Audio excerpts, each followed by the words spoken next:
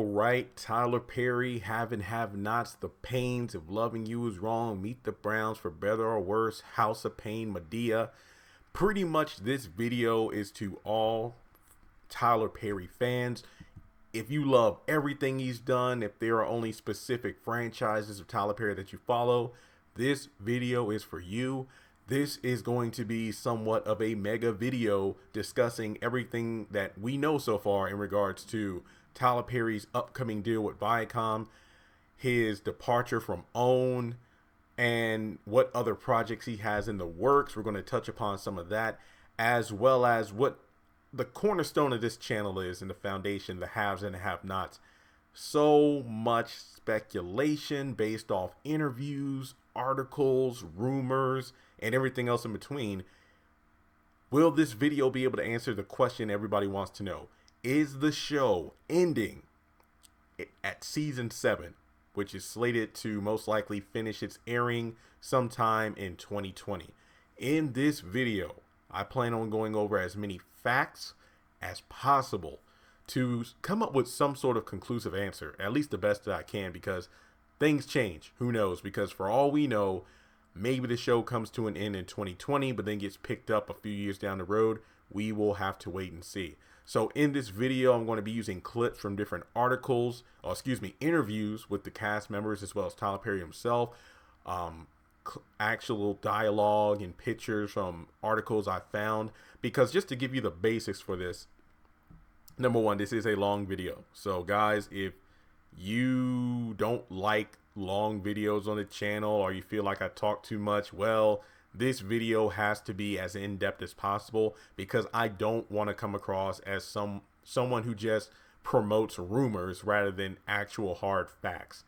This video is going to have hard facts. It's going to have speculation based off those facts, as well as my own personal opinion on how things might turn out. So just keep that in mind. So before you go in the comments and just say, he's just doing this video for views because he knows people will want to click on, is the show ending and whatnot.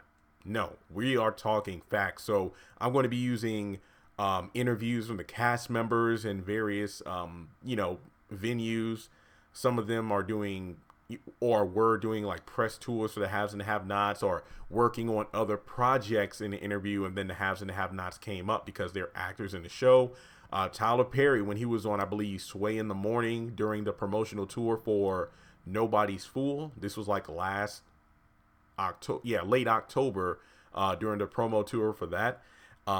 Articles from the New York Times, as well as other sources, when Tyler Perry inked his Viacom deal back in July of 2017. So this video is pretty much going to have it all. So strap yourselves in. This is going to be a bit of a long video, just to give you the fair warning. So with that being said, let's dive into it. Now, before playing any clips from the cast members in regards to the future of the haves and the have-nots, I feel like we really need to talk about what Viacom is, what the deal consists of. That way we can get a better idea of what we might actually know about what's happening to the haves and the have-nots, rather than what we want to happen to the show and what we think will happen. So basically, when it comes down to it, the Viacom deal for Tyler Perry is split two ways, if you will, where one part of the deal is regarding things such as TV shows and short form videos. That deal itself is the one that begins May 2019, and it's going to run through 2024, sometime in 2024.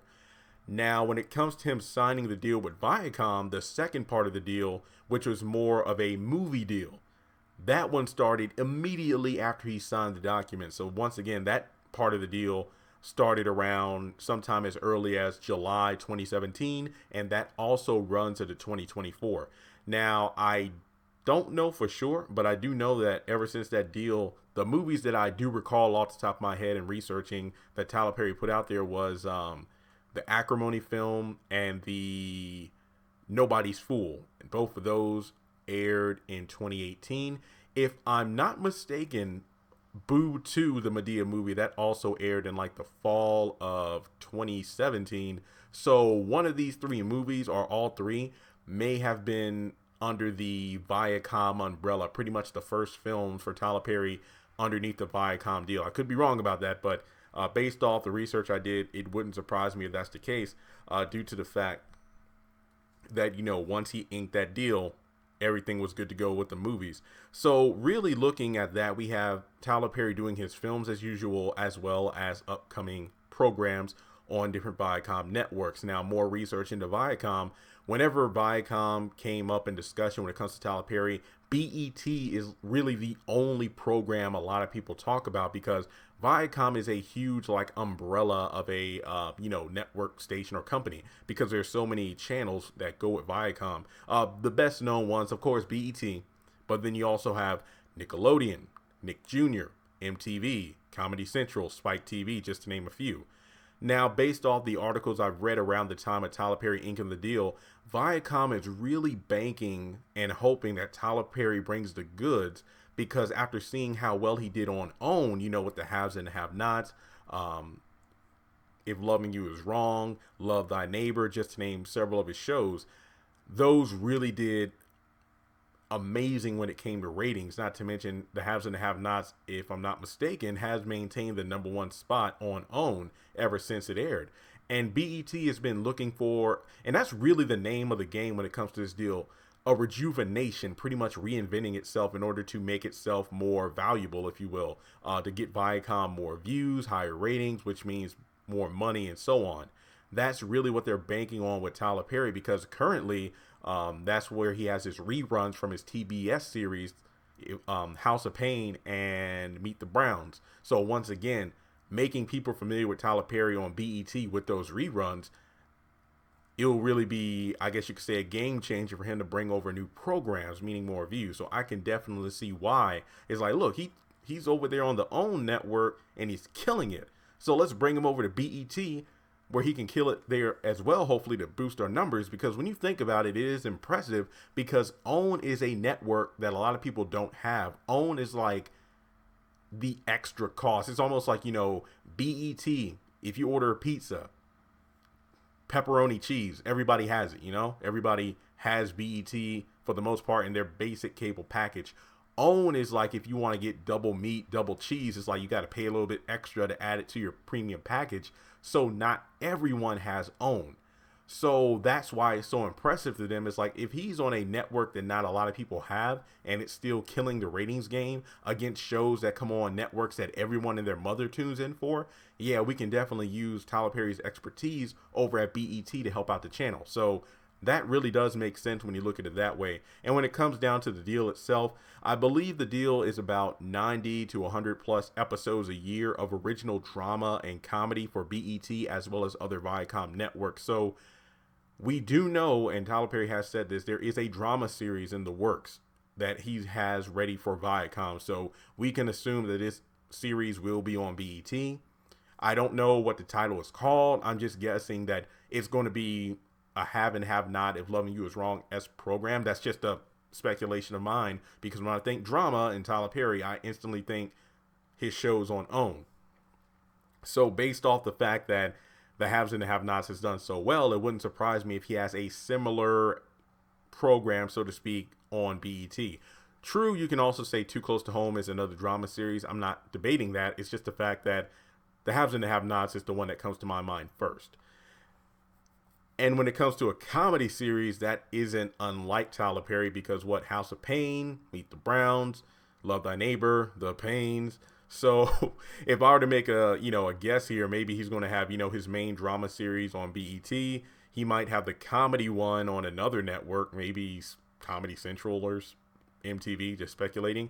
And heck, remember, Viacom also has Nickelodeon Nick Jr. under its umbrella. So for all we know, we could have a Tyler Perry animated series or something like that. I mean, remember, he does plan to retire the Madea character in 2019 because he really is on about the fact that, look, I don't want to be Medea's age playing Madea.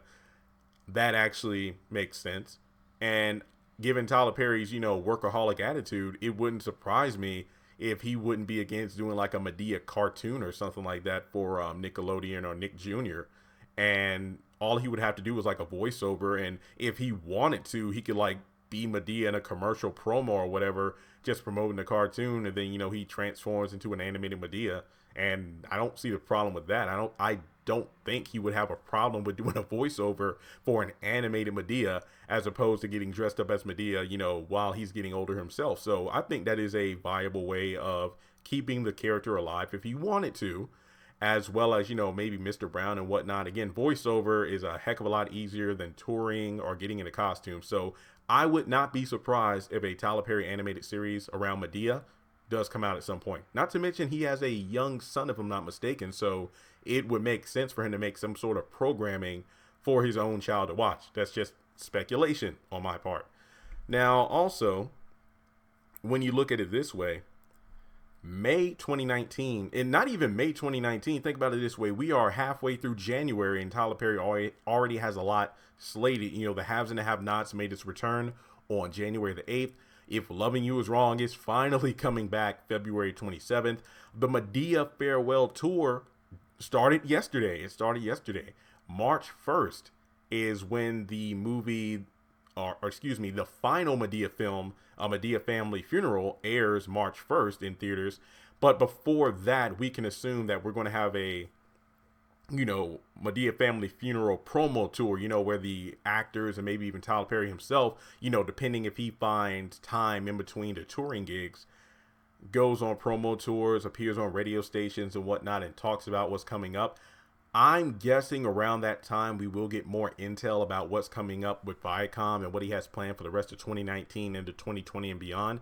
So I'm really excited because we got little tidbits of hints as to what's to come in his Nobody's Fool promo tour. He didn't say much, which makes sense because once again, the deal itself doesn't officially start until May 2019, at least when it comes to the TV and short form film videos.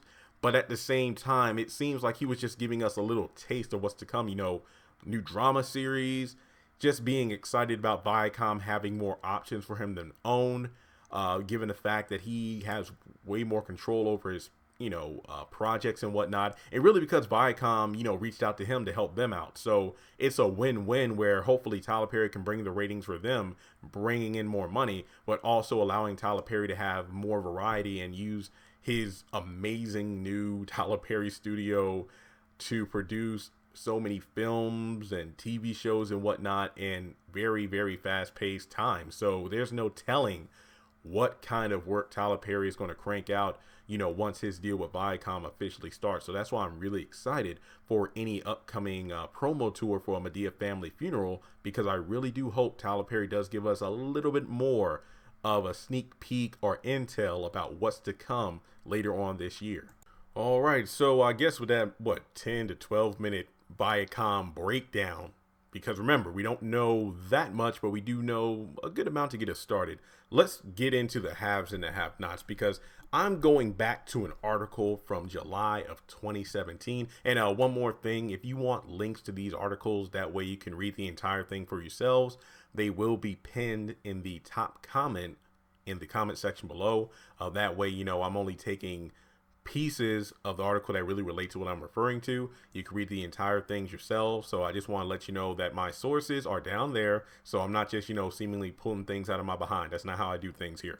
So the real article that really got this rumor started, because I remember 2017. This takes me back 2017. I remember getting a lot of people a lot of messages from people with this article. Jeremy, is the show ending? What's going on?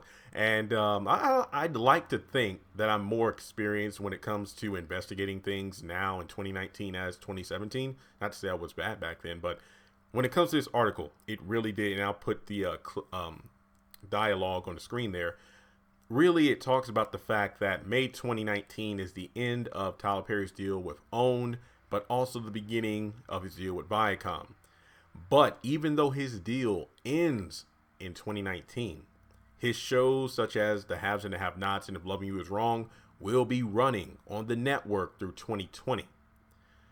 And this is from the New York Times. So I do feel this is strong evidence, especially based off everything we've seen thus far with the show, like If Loving You Is Wrong going on hiatus, even though they filmed for a season 5, if I'm not mistaken.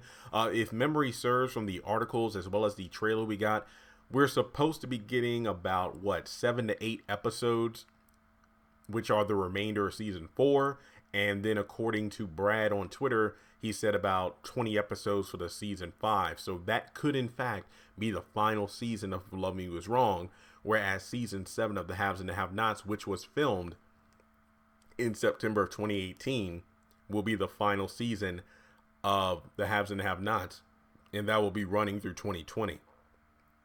That's how I see it now. Currently, we are in season 5 of The Haves and the Have-Nots, and no, folks, I do not feel like getting into a debate about what season it is because, oh, well, if you look on TV Guide or, zap to it, wherever you get these episode synopsis and whatnot, they say season 6. I know, but IMDb says differently. And IMDb goes up to season 7, episode 20, labeled The Reaping, which as of right now, and I mean as of right now, this could indeed be treated as the series finale. But that leads into one more piece of, well, actually one of many pieces of evidence, because here's the part of the video where we're about to break it down. I'll show the clips from Tyler Perry, Gavin, aka Jeffrey, Benny, Tyler Lepley, and Veronica, Angela Robinson. And really, they're all different reactions to what's going on. Tyler Perry from Sway in the Morning, talking about how the Haves and the Have-Nots is in its last couple of years or last couple of seasons of the Have and the Have-Nots on OWN. Jeffrey talking about the possibility of a season 8, as well as Veronica's reaction to the news from quote-unquote gossip blogs talking about the show's ending. And then, of course, the clip that Benny did during his, I believe, an interview for the movie on TV One called Three's Complicated, which I actually saw a couple of days ago. And they're all kind of different reactions here. So let's go ahead, and these clips will be shown back to back to back to back. So get ready for 4 clips in a row. I'm giving you a warning. That way people don't say, man, you're just playing all these videos. It's annoying. No. Here's your warning. Let's watch them. We'll come back and break them down. Because it's her network, and I get that. It's her network. It's her channel. It's if I'm going to come to work for you, I'm going to step back and let you do what you do, right? Mm-hmm. So in doing that, I told her I had these shows. We talked about it, and man, it worked out. It's been the #1 show on the network since it came on the air, mm-hmm. And it's in its last couple of years there, but it's been great. It's been really great. It's been really great. Yeah. This Viacom deal, is that 7 seasons? 7 seasons. My goodness. And going. Wow. So we're thinking about an 8th. We're thinking about it. Woo! It's interesting because with Good 7 seasons, you also see everybody's life evolve. Sure. People have had kids. People are getting married. Sure. But, it's a big family there. And I think going back, like right now, it's like a machine, and it just feels like home for all of us, especially when we get to gather with each other once a year. And see Tyler and be a part of the crew. Yeah. Say is that this could be the last season of this show? Yeah, for sure. But you'll have to tune in to find that one out. Reading that's the finale? That's it? It's done? Really? I don't know. That's what the gossip blogs were saying. What? No? I got a child to feed. What? No. You know what? I don't know. Yeah. I don't know. I would say everybody continue to tune in, continue to support. And, you never know about these things. Right. Yeah. Long term, where do you... All right. Well, as you can see from those various clips, it's kind of like, the same, but also different answers. Once again, Tyler Perry was talking about his upcoming deal with Viacom, the fact that he had a good run on OWN, but that was Oprah's network. So he's just going to step back, let her do her, and, go over to Viacom to do his own thing. And, he talks about how the Haves and the Have-Nots show was #1 and has always been #1 since it's been on OWN. And in its last couple of seasons or couple of years on the network, which makes sense because he gave this interview in 2018, so 2019, 2020, couple of years, couple of seasons. And then we move over to Gavin, who was doing an interview, and it's a really good interview. He's talking about how going to Tyler Perry Studios to film the seasons with the rest of the cast is like summer camp. It's like a couple of weeks out of the year. You get together, you work, but then you also play, you have fun. And the interviewer was like, whoa, are you talking to season 8? And then he was pretty much talking about, well, we'll just have to wait and see. People have to have those discussions. So that is a possibility. Then we get to Benny, and I've already done like, a 15, 20-minute video on that where he talks about, in this upcoming season, there's going to be a lot of deaths and characters on their last lifelines, or, like if you're a cat, the 9th life, they're on that ninth life. Sorry about that. And well, this is like the final season, and he's like, whoa, well, you gotta watch and see. So we'll just have to wait and see if it is indeed the final season of the Haves and the Have-Nots. And then Angela was responding to the interviewer's comment about how is it in the last season, the gossip blogs. And keep in mind, I know I'm a vlogger technically on YouTube, and I'm not the only one reporting on this stuff, but I mean, I'm just saying, like, probably my video and a few other people who have done articles and whatnot are speculating about, well, is this it? Is this the end of the Haves and the Have-Nots? And as her reaction entails, which, remember, she did adopt a young baby boy last year, so she is a mother now. And, I like to joke, it's like, well, I got a baby to feed and whatnot. And then she's like, well, in a more serious tone, it's like, well, you just don't know when it comes to these kind of things. You just need to watch and, wait and see what happens, because they're the actors, but, it's really up to the, I guess you could say, the producers and the writers, and of course Tyler Perry, in order to decide what's going to happen next. So really, that's just from the actual cast members and Tyler Perry himself. Now, with information like that, it seems pretty clear that, well, Jeremy, this is a open and shut case. The Haves and the Have-Nots, most likely, if Loving You Is Wrong, those shows are ending in 2020, and that's going to be the end of that, because Tyler Perry is, well, going over to Viacom to work on possibly bigger and better things. That's what it comes down to. And I can't really fault him for that, because when it came to OWN, that's what it was, an opportunity to help out Oprah, but also, get his feet wet with new kinds of territory when it comes to like these drama series. Because mention Tyler Perry anytime between 2012 and Diary of a Mad Black Woman, when that movie blew up, until 2012, because if I'm not mistaken, the Haves and the Have-Nots began in 2013. Yeah, so anytime between, 2012 and when he first got started, at least in terms of becoming well known with the public, the Diary of a Mad Black Woman film, most people would associate Tyler Perry obviously with Medea. Some people would go as far as like, oh, Mr. Brown. Then from there, it's like, oh man, I love House of Pain. But I feel like the Haves and the Have-Nots was really Tyler Perry blowing up on an even bigger level, showing that he can step outside of the norm of being in a dress and a wig and actually writing a very, very, very good show. That's what I feel about it. But with Viacom betting on him to boost ratings, I feel like this could definitely be a game changer, because with the Haves and the Have-Nots and If Loving You Is Wrong, Too Close to Home being great drama series in their own right, with the Haves and the Have-Nots being the number one, that new drama series for the new drama series for BET could definitely be something that will blow us all out of the water, depending on the quality, because that leads to a fear of mine. So let's go ahead and go over some evidence to support the show continuing beyond season 7, because I feel like I've already talked about enough damning evidence that the show is ending after season 7. So let's talk about that. On IMDb, instead of being listed as season 8, there is a season listed as unknown, and the one episode listed there is Boom Boom Bang.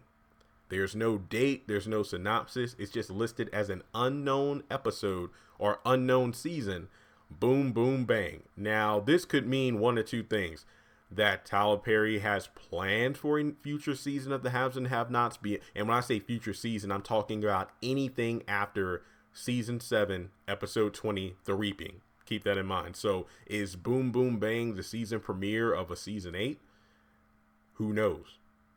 All I know is on IMDb, it is broken down as an unknown season, Boom Boom Bang. The next piece of evidence supporting the possibility of more: the Jeffrey Owens saga. Pretty much, Tyler Perry offering him a position as a new character on the Haves and the Have-Nots. We know he's going to be portraying a senator who has known Charles for a while. We don't know the character's name, so hence why in all of my video titles, or even when I mention him in my videos, I have to say Jeffrey Owens or a Jeffrey Owens character, because we don't know his name yet. Tyler Perry, pretty much, if I'm not mistaken from the articles and news reports I read, slated Jeffrey Owens a deal for about 10 episodes, but then that was increased to about a dozen. And even during an interview with Good Morning America, Tyler Perry was talking about, my brain and my mind is just blowing up with 10,000 ideas for his character. Anytime I see him on screen, I just get more and more ideas of where to go with his character. So that could possibly mean Jeffrey Owens could be, or at least Jeffrey Owens' character could be in future projects. I don't know. Which leads to one of my, I actually like, I'm not going to lie, and this is just my speculation, but I like this idea. It's kind of like a 2 and 2. Well, 2 ideas rolled into one.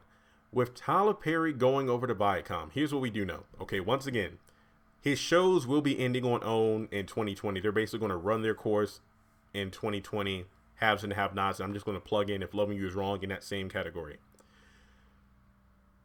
House of Pain and Meet the Browns have reruns on BET pretty much way after his deal with TBS has ended.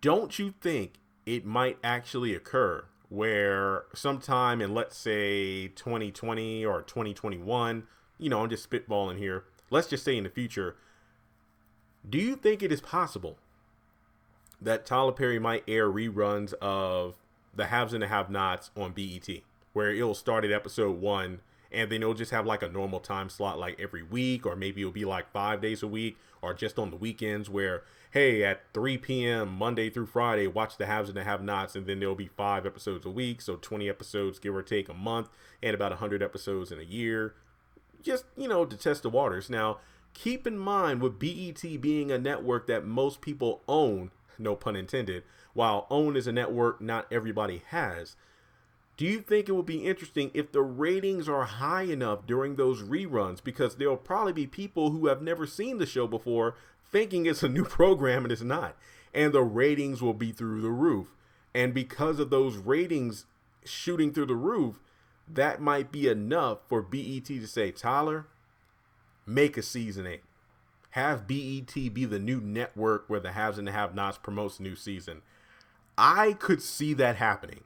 I definitely could see that being a possibility for the future of the haves and the have-nots. Now, in the off chance that does not happen and the haves and the have-nots is pretty much reduced to nothing more than just reruns, I have thought of, different spin-off series and whatnot. I've done at least 2 or 3 videos about a Malone series, a spin-off series on the Malones, even somewhat of a Scandal-like spinoff where Candace and Charles are in the White House together. That could possibly happen. And I mean, come on now. Aside from that, the haves and the have-nots could have a movie. I'm not against a movie happening.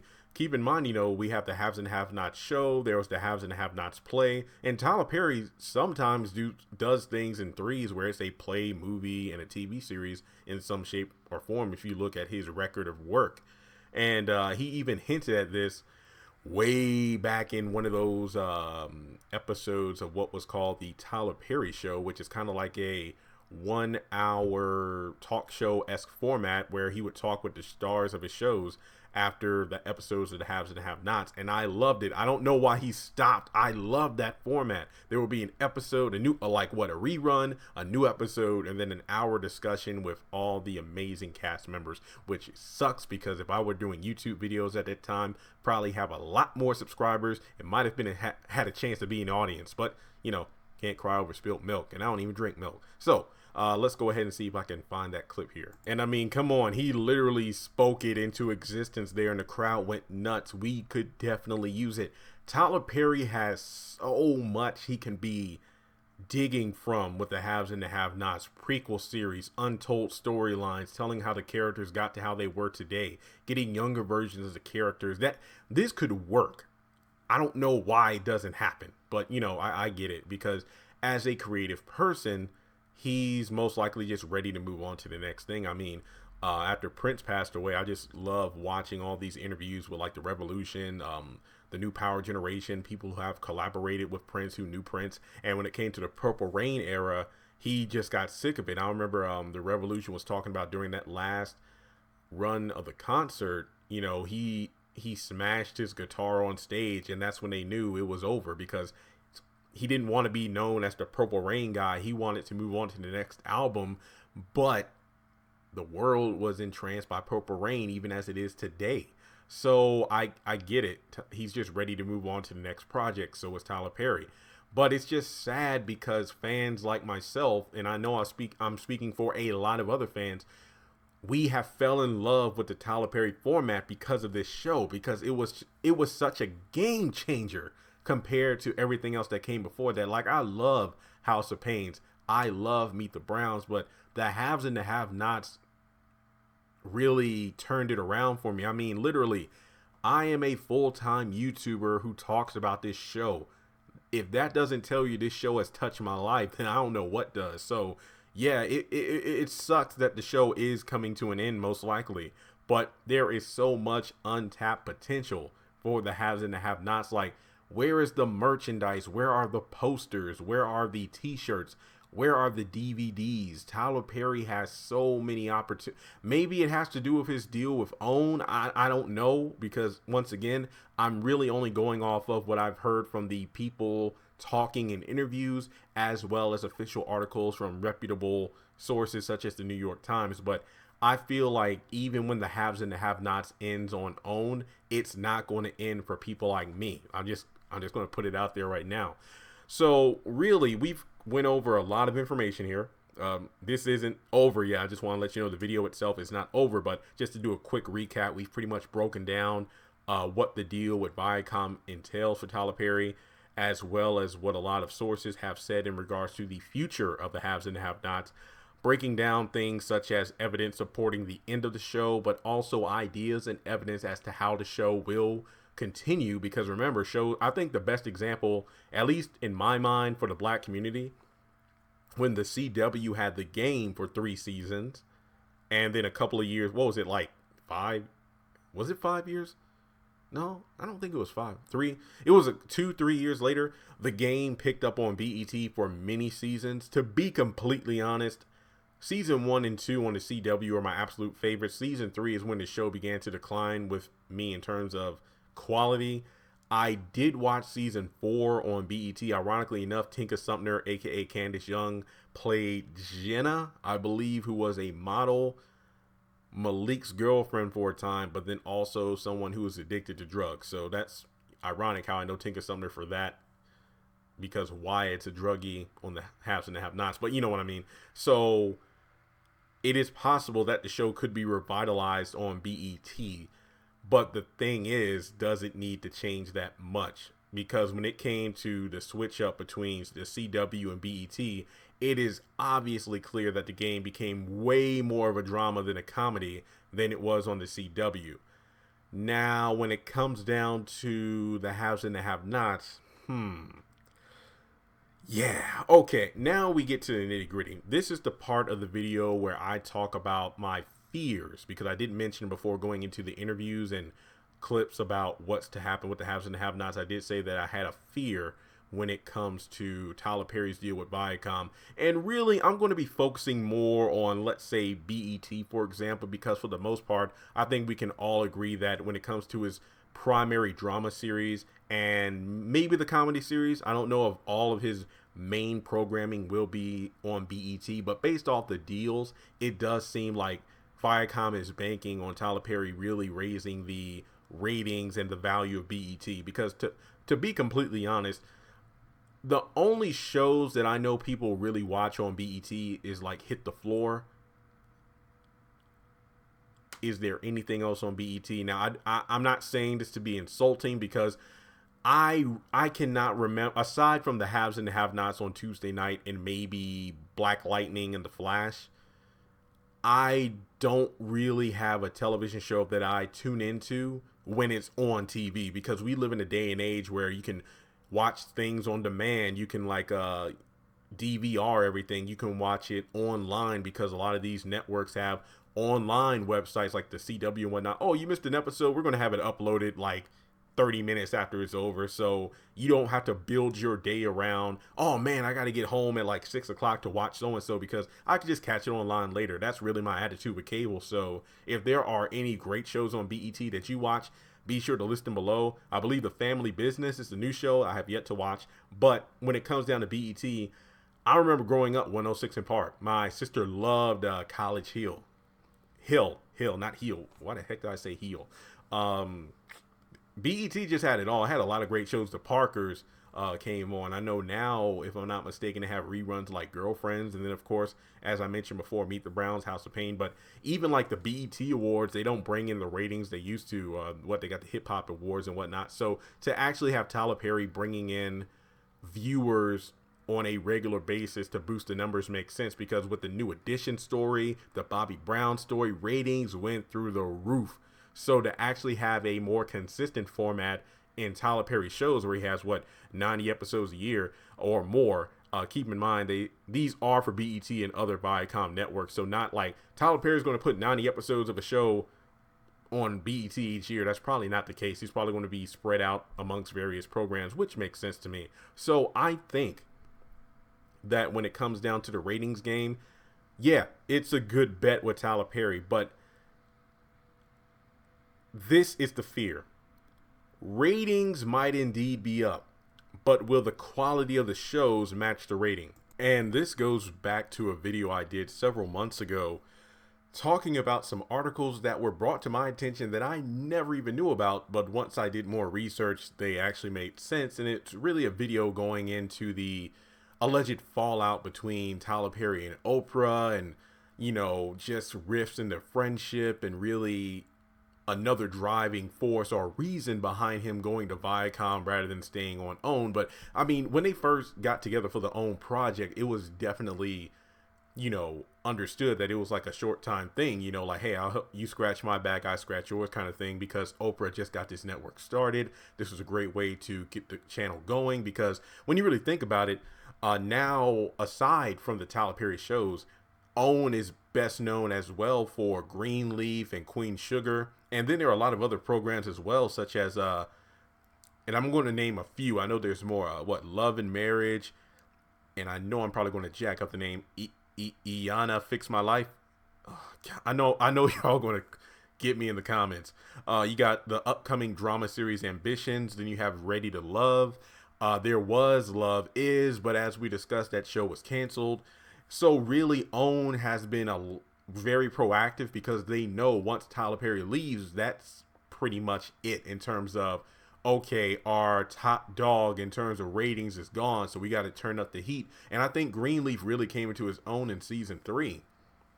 So if you ask me, I feel like that's going to be the new haves and have-nots, so to speak. Unless shows like Ambition take the spot, who knows? We'll have to wait and see. Time will tell. But what I bring up about the quality is, in those articles about the Oprah and Tyler Perry fallout, so to speak, it was really about Oprah offering or suggesting that, hey, we had some TV executives and some people watch the shows, and they were definitely suggesting that maybe you need to get more writers and whatnot, because while the ratings are great, the quality and storytelling of the shows aren't as good as they were during the first couple seasons, because as you all know, as the haves and the have-nots and If Loving You Is Wrong came into play, Tyler Perry was being offered more movie roles, and he was like, if I'm not mistaken, he was in a TMNT 2 film.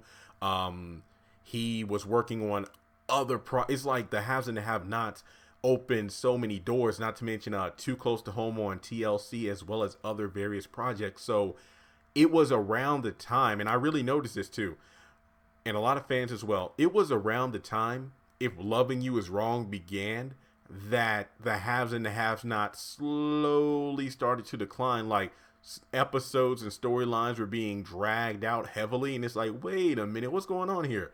The quality and storytelling wasn't where it used to be, and that's why, you know, fans were like, oh man, he's got his hand in too many pots. And because of that, the flagship, the haves and the have-nots, began to slowly lower the flag, because even though it was still #1 ratings wise, in terms of overall quality and storytelling, character development, it was not where it was when it first started. And allegedly, you know, Tyler Perry was saying, you know, hey, if I'm getting the ratings, let it be. Like, you know, what's the point? If I'm doing, let me do me. As long as you're getting the numbers and whatnot, then let me do me. And that goes back to the whole TBS thing, where allegedly, and I say allegedly, even though I'm going to have the article on the screen here, the same thing happened there, where, okay, you got the House of Pain that was doing extremely well, but then you brought in Meet the Browns, and you brought in For Better or Worse. And once you had like 3 things going at once, the quality of the shows weren't what they used to be. The ratings were starting to go down, and I can agree because I never got into, for better or worse, Meet the Browns. While it was on, I didn't appreciate it for what it was. I think I appreciate it a lot more now than when I first watched it as a kid. Or actually, I was in high school. And House of Pain, my gosh. They were changing the time slot so many times. I could not keep up. I know there was a time where I missed like 50 episodes and I got lost. So, because this was during high school, I lived in a household where, like, look, my parents go to work, and if you miss the bus, they're not taking off to bring me to school. So if you miss school, you miss school. So I wasn't up at like 10:30, 11 o'clock for new episodes. I remember it used to be like at 8 or 9, and then they would have like 6 hours of House of Pain reruns and like 1 or 2 new episodes. So yeah, I definitely missed out on that show during the later seasons. And then the real reason behind the whole thing is like, look, why not get some more writers and stuff like that? And it's like, nope, I'm going to do me. And then he wasn't renewed for a new contract or, another season or whatnot on TBS. So that's why he hooked up with Oprah, because once again, it was you scratch my back, I scratch yours. I get an opportunity to present new programming, and hopefully this will help your channel thrive, Oprah. So it was a win-win. So I will say this much. I can actually believe those articles to an extent, because I am in no way, shape, or form Tyler Perry myself, which is pretty obvious. But at the same time, as a person who is creative and headstrong, and I hate being micromanaged, if I'm doing my job, let me do my job. That's how I feel about it. I felt the same way in the call center. I was raking in financial check-ins, registrations, and whatnot, bringing the school a lot of money, even though I wasn't making crap. And being like penalized on quality assurance or QA calls because, oh, you didn't close the phone call out properly, or, oh, you forgot to ask them a question about this. And it's like, well, I just got this student to register for like 17 credit hours, financial check-in, meaning the school gets a ton of money, but I'm being penalized for forgetting to say my privilege at the end of the phone call. See what I mean? That's annoying. I'm doing my job. So yeah, I can relate to Tyler Perry in the fact that if I'm doing my thing, let me do my thing. You hired me to get ratings and whatnot. I'm getting ratings. Let me do what I do. But on the flip side, yes, you could be doing your job well, but if the quality of the job, when I say well, I'm referring to the ratings, you might have the number one show, but is it really the number one show? What I mean by that is it number one in terms of quality? That's the big question. So with Tyler Perry being hired to come to BET because of the hopes of bringing in ratings, will it happen? To be completely honest, I could possibly see Tyler Perry killing it, slaying the game when it comes to numbers. I am fearful of quality, because of the fact with Viacom, he's going to be able to put his hands in so many different pots and whatnot and try out new things, which is good. But when you're doing too much, I'm afraid something's going to sell. Like if he's cooking 8 different things on the same stove, that one pot of stew that you were working on to begin with, that gumbo that everybody loves so much, once you start fixing fried fish, once you start doing catfish, then you do the chicken, you got the collard greens in the back and the macaroni and whatnot, something's eventually going to get burned because you are doing too much. You're going to run out of spices on too many too many platters. You see what I'm saying here, where I could see Tyler Perry rolling out one new program on BET, like that new drama series, and maybe one comedy, because he does have a good way. Yeah, he does have a way of doing one solid drama and then a comedy series, because if memory serves, the Haves and the Have-Nots and If Loving You Is Wrong, excuse me, the Haves and the Have-Nots and Love Thy Neighbor came out around the same time, and I actually did like Love Thy Neighbor during the first season. True, there was a lot of overacting and whatnot, but at the same time, there was a charm to it. But then when If Loving You Is Wrong came out, that's when you really saw a decline in the quality of the Haves and the Have-Nots and Love Thy Neighbor. So what I'm saying is, while Tyler Perry might, and again, I do not know what his new programming is, so he might roll out one project at a time where, okay, let's put this drama series on BET just to test the waters, and maybe we'll put out a comedy series at the same time on BET or another network. Okay, hang with me, I'm just speculating. Let's say the first 2 seasons of this drama series kills it. Like, it's better than the haves and the have-nots, or it's as good as the early seasons of the haves and the have-nots were. But then once he's unleashing new projects on other channels and whatnot, that's when I'm going to be afraid, oh, here we go again. The quality is going to go down. So BET and Viacom, I don't know if they're going to unleash the same kind of thing with TBS and Oprah. It's like, look, Tyler, the first couple seasons of these shows were great, but we had some executives check it out and get some feedback from the people who watch it and whatnot. Even though the show's #1 or it's doing great in the ratings, is in the top 5 on Tuesdays, Wednesdays, you know what I'm saying, the quality and storytelling isn't where it used to be. Will Tyler Perry do what he allegedly did with the Oprah and TBS situation, where, look, you hired me to get the numbers, which in this situation, it is not a secret that Viacom did hire Tyler Perry in order to help with the ratings on these channels. Will he continue to just do his own thing? Will they offer suggestions? Because based off what I've heard from the interviews and articles, it wasn't like Oprah was demanding this happen. It was just a suggestion, and Tyler Perry was like, nah. And they were just saying that, this was like the first time that Oprah really saw that side of Tyler Perry, where he wasn't open to criticism or even suggestions. It was like, look, this is my thing, I want to do it my way. And to be completely honest, this could explain why I've never been contacted by Tyler Perry because of videos like this, but I report the facts in my perspective.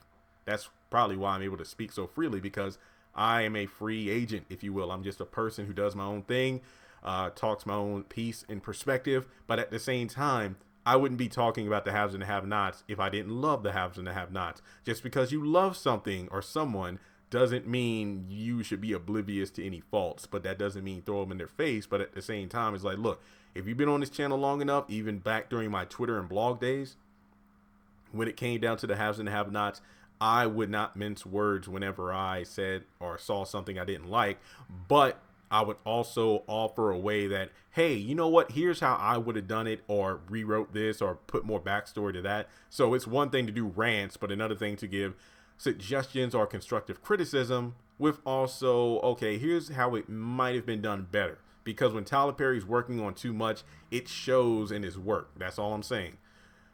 And with Tyler Perry Studios being revamped to be even more efficient than ever before, there's no telling how many projects he's already produced and has already to go for Viacom starting in May.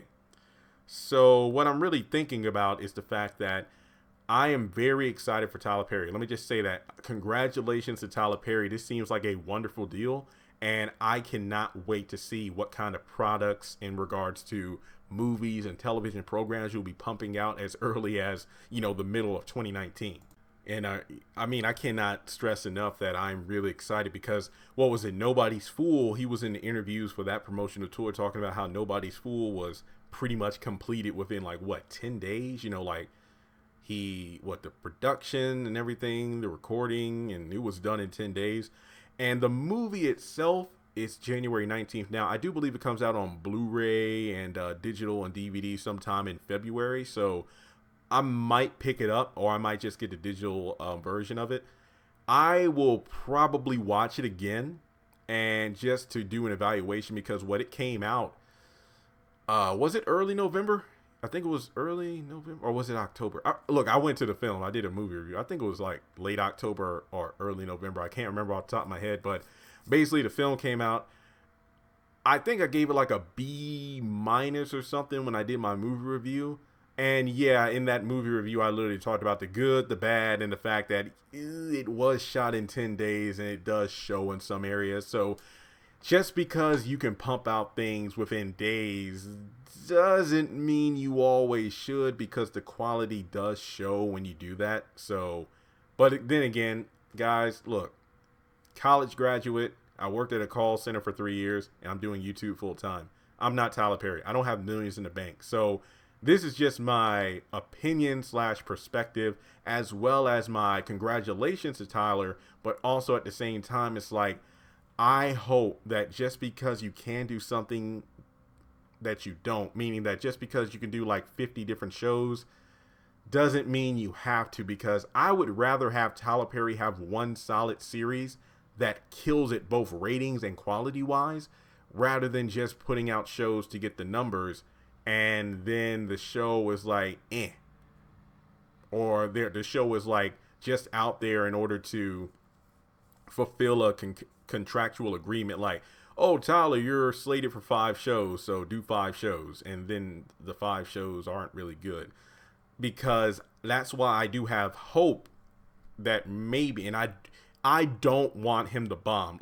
Let me just get that out there. I don't want these new programs to bomb. So don't make it seem like I'm being hypocritical, but I'm putting all of my thoughts into this. I'm talking about the good. I'm talking about the bad in terms of what the positives of this deal are, the negatives of what the deal could entail, but also my hopes and perspectives. So that's what these videos are all about, folks.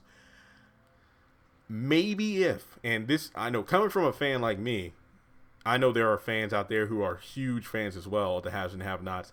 If the show does end in 2020 and then Tyler Perry is focusing on the new drama, I feel like the comparisons will be made. I have no doubt about that. I feel like, you know, if the show isn't good, let's say that first season is okay, but it's not great, everybody and their mother will be petitioning for the haves and the have-nots to come back. Would I? Probably, but only if the show isn't good. Now, let's move into why the haves and have-nots potentially ending isn't a bad thing. And I know it's like, Jeremy, you're a full-time YouTuber that makes a living talking about this show. This show made you who you are in terms of the channel blowing up and whatnot. Very true. But at the same time, like I said earlier in this video, I'm not above talking about the things I feel are wrong with the series. And I do feel like the show itself, as Benny said in that interview, has reached, a lot of characters have reached their 9th life, and I feel like there have been some missteps along the way, really, in regards to character progression or a lack thereof. Wyatt's always getting high, Benny's always getting into trouble and either in the hospital, jail, or in bed with someone. Veronica's just vindictive and getting revenge, but we really don't know much of a backstory on her. Jim is just, you know, whoring around and, you know, getting into mischief. Catherine's character is all over the place, just to name a few. And I'm not even mentioning the secondary characters like Justin and whatnot. I'm really focusing on the main characters who have been there since season 1 and are in all the advertisements and whatnot. So when the main cast feels like they've reached the end of their rope character-wise, because really, there really hasn't been much done with them, what else is there to do but to move on to the next thing? Don't think I don't want the show saved or coming back for a new series, but to be honest, like I said time and time again, if the show has a conclusive ending, whether it be an epilogue or something along those lines, I will be satisfied, because there are way too many storylines that have felt like they've been dropped by the wayside or never been picked up to be brought up again or any conclusions. So I think it's time to pull the plug and work on something else. And I can only hope and pray that the next series Tyler Perry puts out is very good. That way the channel can shift over to that. So I get these questions a lot and I want to address it because this video is about to wrap up.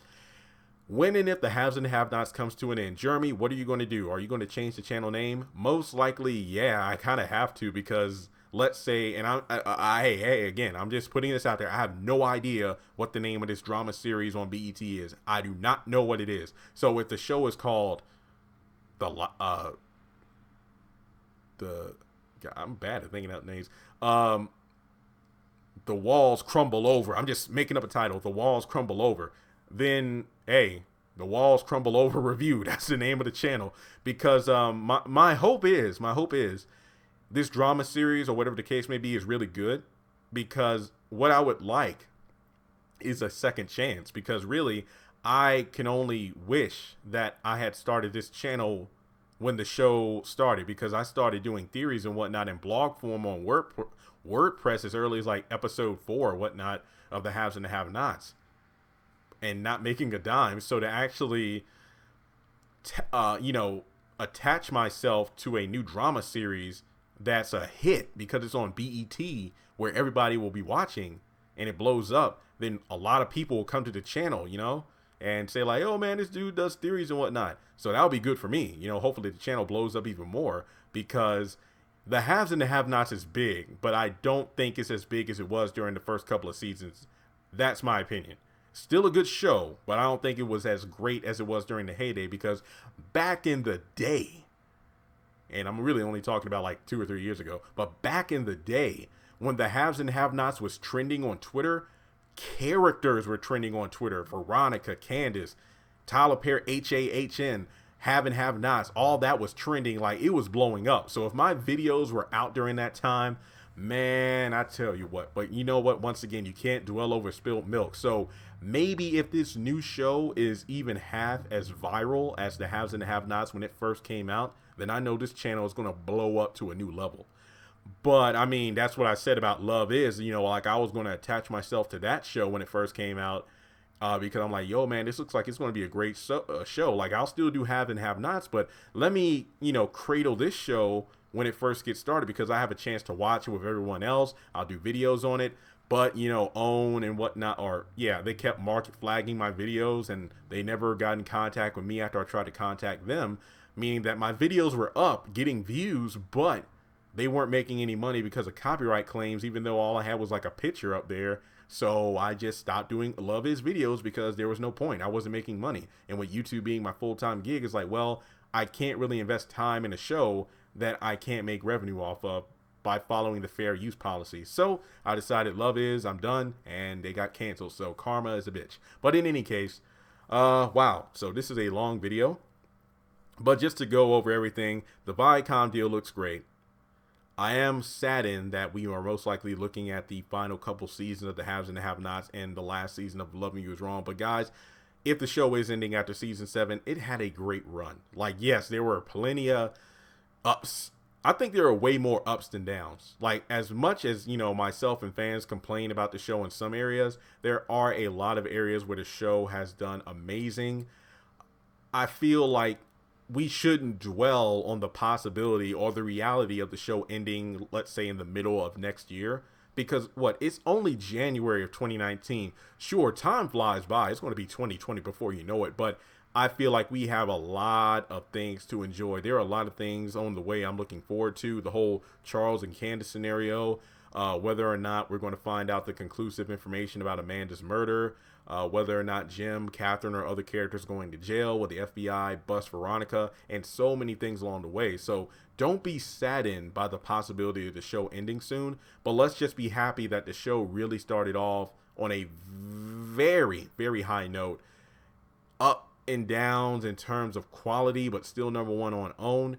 And for me personally, this is definitely a game changer for my life, because regardless, years on down the line, let's say if I do have kids or something along those lines, or get married, I do have a nephew who's about to turn 9 in a couple months. So let's say he gets to like teenage age, and he becomes a teenager, gets older, and he's like, tell me more about, you know, when you were doing YouTube for a living and, you know, selling things on eBay, link in the description below. And, you know, that would be pretty cool to say, hey, you know, like, yeah, I pretty much took my mind and a show I loved, and then I turned it into a career. You know, for X amount of years, I was doing this full time, making videos and whatnot, because, you know, I found a great show, a good platform, and I became knowledgeable in it to the point where I can have great discussions with other great people and fans to create something that was mine. So the haves and the have-nots, even if it ended next month, and it's not, I'm just saying that out loud,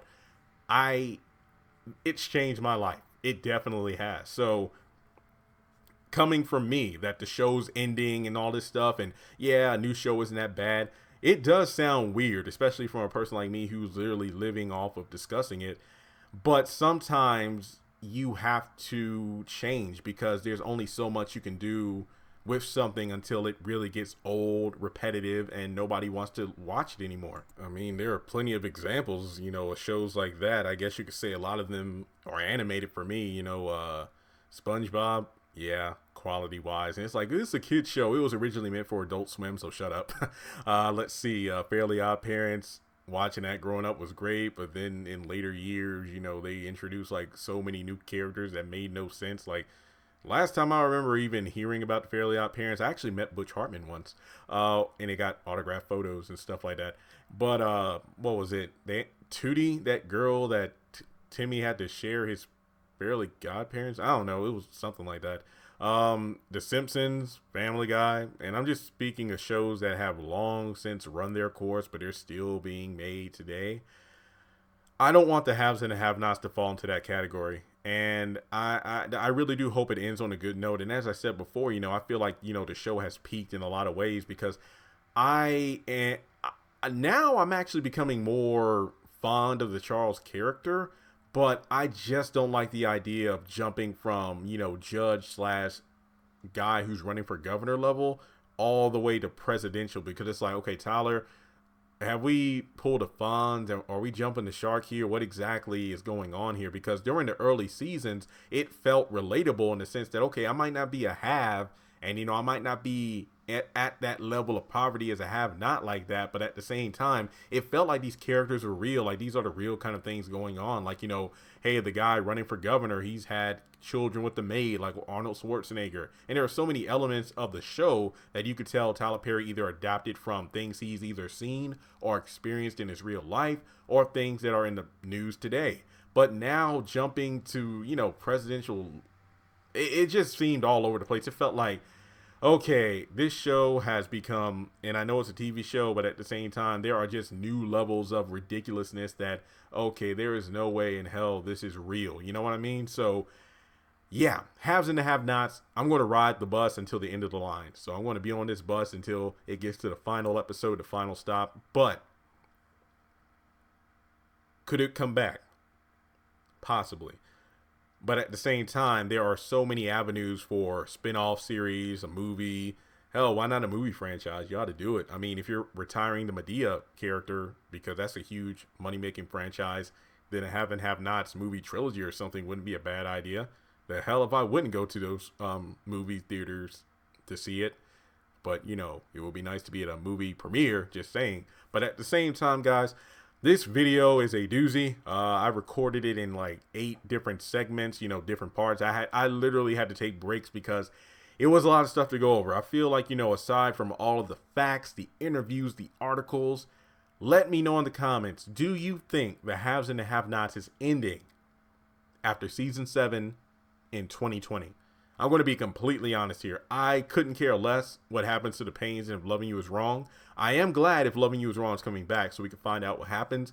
But if you told me, hey, out of everything Tyler Perry's ever done and you only had the choice of one thing either still being in existence or one thing continuing on, what would it be? Hands down, the haves and the have-nots, without a doubt. Like, don't get me wrong. I love House of Pain. I love Meet the Browns. I never really got into For Better or Worse. Too Close to Home got canceled before the show really found its footing.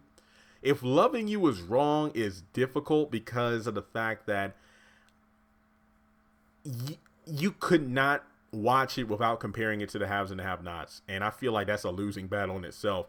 Love Thy Neighbor was good during the first season and a half. The Pains, I've done enough rant videos on it. Just, I don't even believe, according to some of the actors and whatnot, it hasn't been renewed for season 2. OWN only ordered 38 episodes, which I do believe all aired on OWN. And as far as I know, aside from not being renewed, none of the actors said they went back for filming for a season 2. So good riddance to that. But at the same time, the haves and the have-nots, very wonderful show. So with that being said, what are my thoughts at the end of the day? I do feel like there is way more evidence pointing to the show being ended and in 2020 than continuing on, based off all the evidence, based off all the interviews. But as the actors said in the interviews, you just have to wait, find out, and see what happens. But as I said earlier in this video, aside from, movies, prequel series, because seriously, there are so many things they can do with the prequel series, as well as spin-off series, I think Tyler Perry and BET, guys, if you're listening, I know some of the cast members who I speak with on a semi-regular basis, great characters, great people. Speak with them a lot. They can't tell me everything for obvious reasons. And not to mention, they don't really know. They film their season, and then the talks have to be had about whether or not a show is going to be continued on, if it's going to be renewed, will it be brought to one of the new stations? We don't know. But at the same time, Tyler Perry, BET, Viacom, whoever, and guys, this is like a plug-in for you all to do some work. But what I mean by that is look, I'm taking the time to make this video, so I need your help. Go out there and share it. If you're one of those people who want the haves and the have-nots to continue, make this video go viral, at least within our community. Share it and have and have not. Tyler Perry, if Loving You Is Wrong, Facebook groups or Twitter pages, Google Plus, whatever social media you have, this is your opportunity to help me put this out there to get our voices heard. Tyler Perry, what I would challenge you to do, because I understand that you're trying to do new things, so maybe putting the haves and the have-nots on BET at the same time as your new drama series starting isn't the best idea because you want people to focus on the new program. Let's say that new show doesn't do as well as you would have hoped. Maybe it gets decent ratings, but it's not on the haves and the have-nots level. But to be fair, sometimes a show does need 1 or 2 seasons to finally get its footing and then hit the ground running. I think showing reruns of the haves and the have-nots starting at episode 1 and going through the seasons on a network that a lot of people have, because that's my one thing. It was impressive that if the haves and the have-nots did so well on OWN for a program that not everybody has. But I think being on a network where everybody or a majority of cable packages has it will be mind-blowing, because I think that even though in 2018 the haves and the have-nots got a lot of publicity from being named as Aretha Franklin's favorite TV show, the cast, and Tyler Perry being at the Aretha Franklin funeral, from the shows being placed on Hulu, from the Jeffrey Owens thing, where it's like, everybody was talking about the Jeffrey Owens thing, and then he's going to be on the haves and the have-nots, so everybody's going to be watching when he's going to be on there. So I think putting the haves and the have-nots on BET, or because looking at the listing, Nickelodeon, Nick Jr., MTV, Comedy Central, Spike TV, BET, I think BET would be the most appropriate network. Put it on there. Just play the first season, like every weekend or something, play a couple episodes here and there. See how the ratings go. I bet a lot of people will be introduced to the series for the first time because of that. And then they'll want to watch more and more. And based off those ratings, season 8 could be made. Now, if season 8 is made, here's what I'm hoping for.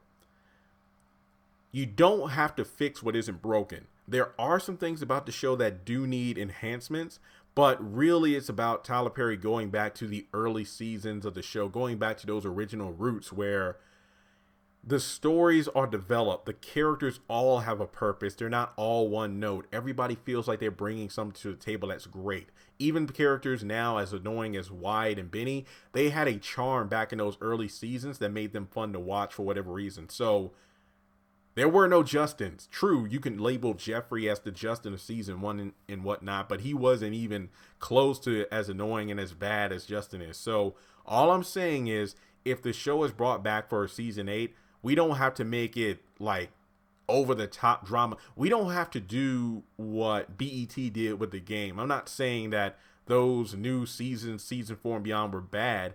To me personally, they just didn't have the same charm as the first couple seasons did on the CW.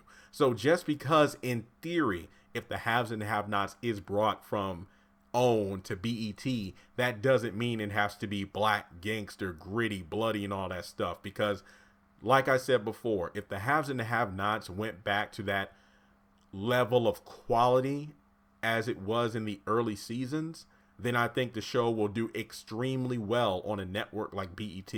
So with that being said, folks, what's my verdict? Once again, the show's probably ending.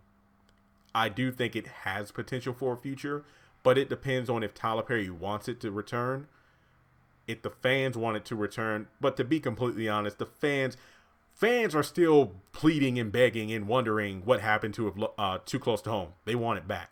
So if after only 2 seasons, fans are still going on about that show, I don't think the haves and have-nots is going to leave the hearts and minds of viewers for years to come.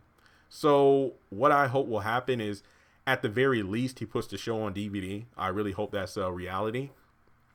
Maybe he'll put it on Netflix. Well, then again, I did cancel my Netflix subscription, so at the end of this month, it's over. Like, I can't deal with the price increase. I can't, no, I'm sorry.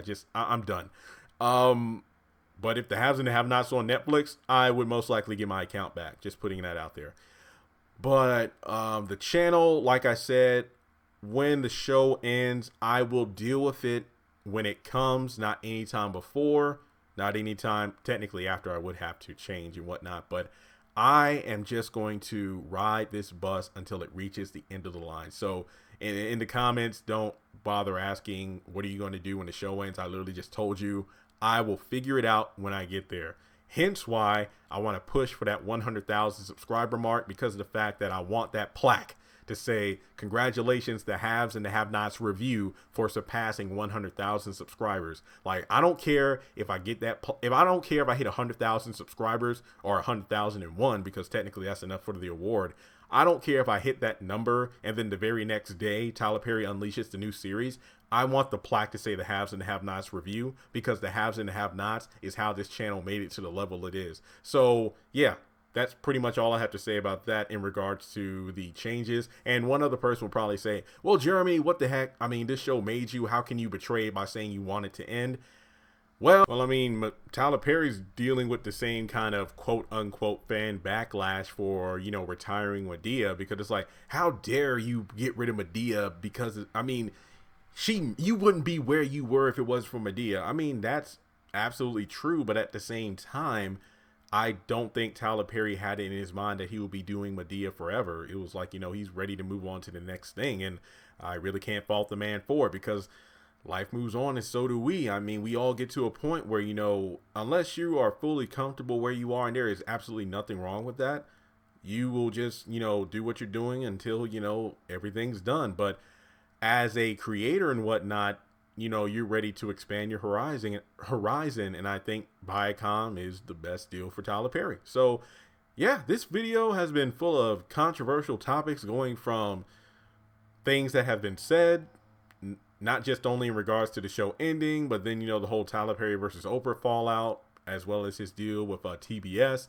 But at the same time, guys, I am just a fan. And luckily enough, at this point in the game on the channel, I think a majority of fans know for a fact that I am just a fan. I do not work for OWN. I don't work for Tyler Perry Studios. I never met him, never been in contact with him, unfortunately. But I do have a very, very, very, very fortunate way, I'm very fortunate to have the ability to speak with a lot of the cast members on a semi-regular basis via social media, just to catch up. Sometimes we just talk about the episodes together and whatnot, and that's pretty much it. I remember not even a few months ago, like, you know, well, maybe around the middle of last year, when the channel was really picking up steam, people would just be like, wait, are you Tyler Perry? We love you. And it's like, nah, it's like, I do live streams, and if you follow me on social media, you know I'm not Tyler Perry. I'm just a fan. So wow, yeah, guys, very, very in-depth video. I think I did a good job. Like I said before, I have links to the articles in the top comment, so you'll see the New York Times article about the Viacom deal. And if I find any other useful things, I will put them in the comments as well. But yeah, give me your 2 cents. Let me know what you think. Share this video around. Hit that subscribe button. And also, aside from the possible depression we will all feel once the show comes to an end, what are some of your favorite moments of the show? That'll be a good thing to lighten things up. Tell me, you know, when did you first become a fan of the series? Do you have like watch nights where you and a few friends get together and watch the show for like a little party setting or something like that? And I got a lot of memories, so trust and believe. If the show, you know, does come to an end in 2020, I'll definitely be doing like a retrospective video about my thoughts and feelings to the show, different characters, how it really shaped my life, and things of that nature. Because the haves and the have-nots has opened a lot of doors for me, and hopefully it did the same for you all in its own special way. So even though I've never had the chance to communicate with Tyler Perry, he should know that he's definitely created a program that touched at least this guy's life and allowed me to do something I never would have expected I'd be doing for a living. So with that being said, if you made it to the end of this video, give yourself a pat on the back. I didn't expect it to be this long. When I started, I said it would be long, but around the 20-minute mark, wait, when did I finish talking about Viacom? Around the 15-minute mark, I'm like, oh, well, all I got to do is talk about the last minute things about the interviews and I'll be done. But no, the more I dug into it, the more this video kept growing. So I wanted this video to be as in-depth as possible, to cover whatever rumors are out there, cover whatever facts are out there, sprinkle my own perspective and opinions and speculation in there. And I guess we can all just come to our own conclusive answer. We'll just have to watch and wait and see what happens. Congratulations on making it to the end of this video. If you like what you saw, be sure to hit that thumbs up button as well as leaving your thoughts in the comment section below so we can keep the conversation going. On the left hand side of the screen, you should see a picture of Jeffrey Harrington. You can click on him in order to subscribe, but also hit the bell notification icon. That way you don't miss out on any new content. Also, you should see some videos appearing on the screen as well that I'm pretty sure you'll enjoy if you enjoyed the one you just saw. But also, be sure to follow me on social media such as Facebook, Instagram, and Twitter. Links to all my social media will be in the description below. And in order to help this channel hit 100,000 subscribers, I'm going to need your help. So make sure to share this video as well as the channel around with all of your friends on your own social media. But once again, thanks so much for tuning in, and I'll catch you all in the next video.